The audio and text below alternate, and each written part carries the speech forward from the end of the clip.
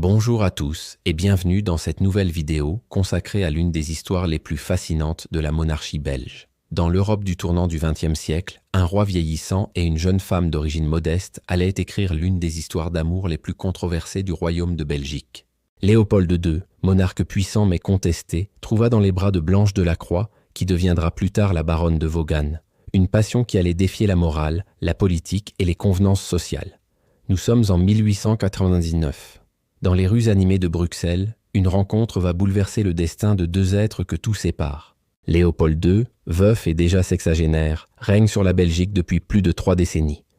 Derrière les murs dorés du château de Laeken, le roi vit une solitude pesante, malgré sa position et sa fortune considérables.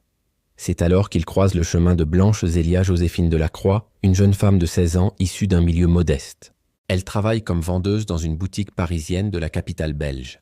Cette rencontre, qui aurait pu rester anecdotique, va marquer le début d'une relation qui défiera toutes les conventions de l'époque. Le roi, surnommé le roi bâtisseur pour ses nombreux projets architecturaux qui ont transformé Bruxelles, est immédiatement captivé par la fraîcheur et l'intelligence de la jeune femme. Blanche, quant à elle, découvre un homme cultivé, attentionné, bien loin de l'image austère que renvoie le souverain. Rapidement, Léopold II prend Blanche sous son aile. Il finance son éducation, lui fait découvrir les arts, la littérature et l'initie au code de la haute société. La jeune femme se révèle être une élève douée, s'adaptant avec aisance à ce nouveau monde qui s'ouvre à elle. Cette relation, bien que gardée secrète dans un premier temps, ne tarde pas à faire l'objet de toutes les conversations dans les salons bruxellois. La différence d'âge, près de 50 ans les sépare, scandalise la bonne société. Les enfants du roi, particulièrement ses filles, sont horrifiés par cette liaison qu'ils considèrent comme une trahison envers leur défunte mère.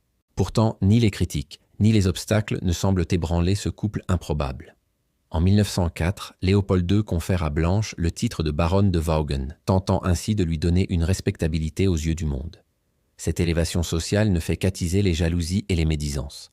Ce qui fascine dans cette histoire, c'est la transformation de Blanche. D'une simple vendeuse, elle devient une femme raffinée, maîtrisant les codes de la cour, parlant plusieurs langues et développant un réel intérêt pour les arts et la politique. Elle devient pour Léopold II non seulement une compagne, mais aussi une confidente et une conseillère avisée. Cette histoire nous rappelle que l'amour ne connaît ni les barrières sociales, ni celles de l'âge. Elle nous montre aussi comment les préjugés de classe et les conventions sociales peuvent tenter d'entraver des sentiments sincères. Si vous avez apprécié cette vidéo sur cette page méconnue de l'histoire belge, n'hésitez pas à laisser un pouce bleu et à vous abonner pour ne manquer aucun de nos prochains récits historiques. À très bientôt pour de nouvelles découvertes historiques.